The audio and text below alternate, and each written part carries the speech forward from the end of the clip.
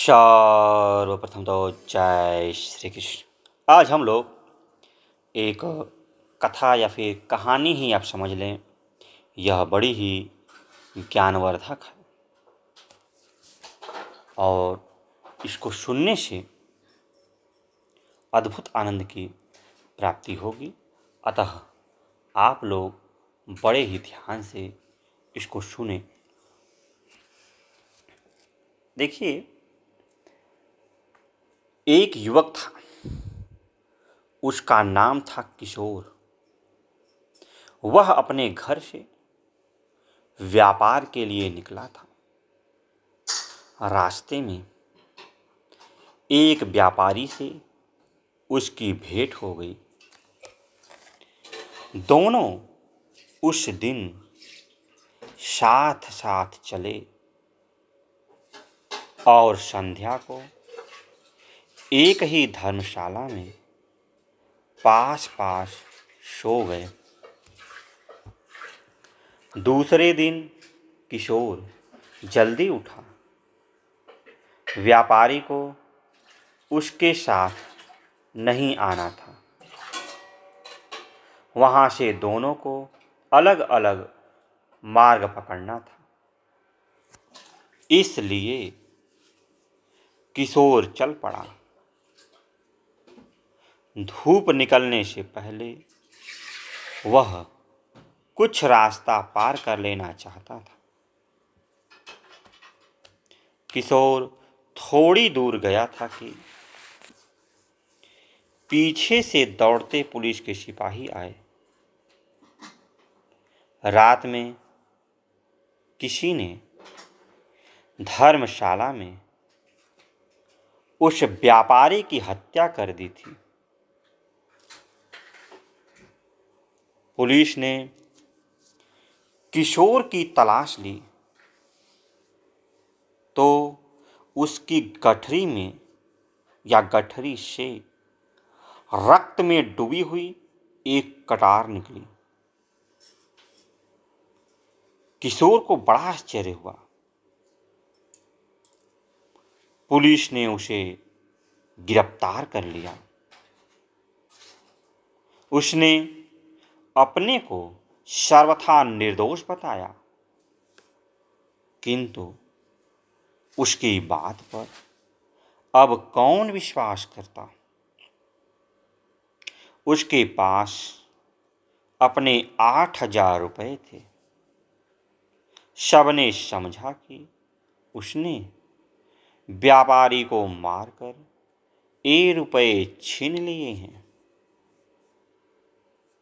अदालत ने उसे आजीवन कारावास दंड दिया।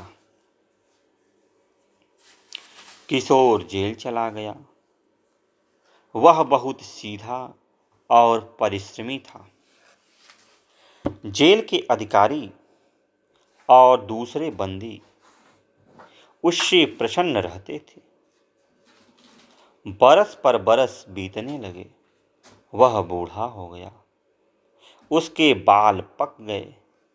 शरीर में झुर्रियां पड़ गई। कुछ दिन नए बंदी जेल में आए।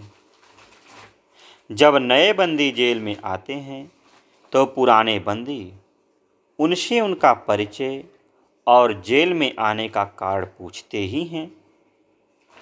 पूछने पर पता लगा कि हरदयाल नामक एक बंदी उन नए बंदियों में उसी गांव का है जिस गांव का किशोर था। किशोर ने उससे अपने घर के लोगों का हाल चाल पूछा। हरदयाल ने भी किशोर का परिचय पूछा, क्योंकि बूढ़ा होने के कारण अब किशोर पहचानना नहीं जाता था। किशोर को पहचानकर हरदयाल आश्चर्य में पड़ गया। किशोर ने उससे पूछा, भाई, तुम तो बाहर से आए हो, कुछ पता लगा कि उस व्यापारी का हत्यारा कौन था? अब तो हरदयाल चौंका। वह बोला, रक्त से सनी कटार जिसकी गठरी से मिले, उसे छोड़कर दूसरा कौन हत्यारा हो सकता है। किशोर चुप हो गया, लेकिन चोर की दाढ़ी में तिनका की कहावत है। हरदयाल को लगा कि किशोर जान गया है कि व्यापारी का हत्यारा हरदयाल है। कहीं किशोर यह बात जेल के अधिकारियों को बता न दे। इस भय से हरदयाल ने उसकी हत्या कर डालने का निश्चय किया। अब हरदयाल धीरे धीरे किशोर के कमरे की दीवार में सेंध बनाने लगा। एक दिन रात में दीवार फोड़कर वह किशोर के कमरे में पहुंच गया और उसकी छाती पर चढ़ गया। लेकिन उसी समय रात को पहरा देने वाले सिपाही के आने की आहट मिली। हरदयाल सेंध के रास्ते झटपट भाग गया। दूसरे दिन जेल में हलचल मची। किशोर के कमरे में बाहर से किसी ने सेंध लगाई थी।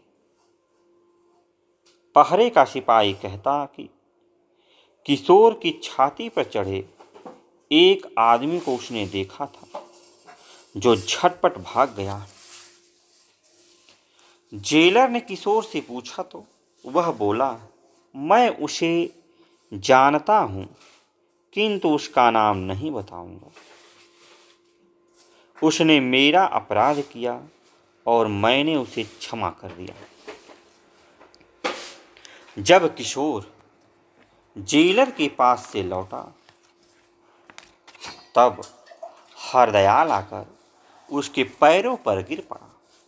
उसने रोते हुए कहा, किशोर, तुम देवता हो, तुम मुझे क्षमा कर दो। व्यापारी की हत्या मैंने ही की थी। मैं उसी दिन तुम्हारी हत्या करना चाहता था, परंतु मुझे लगा कि धर्मशाला में कोई जाग उठा है।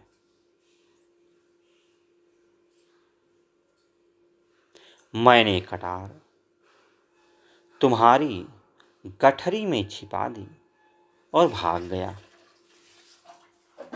कल रात भी मैं तुम्हारी हत्या करने गया था। मैं अपना अपराध स्वीकार कर लूंगा।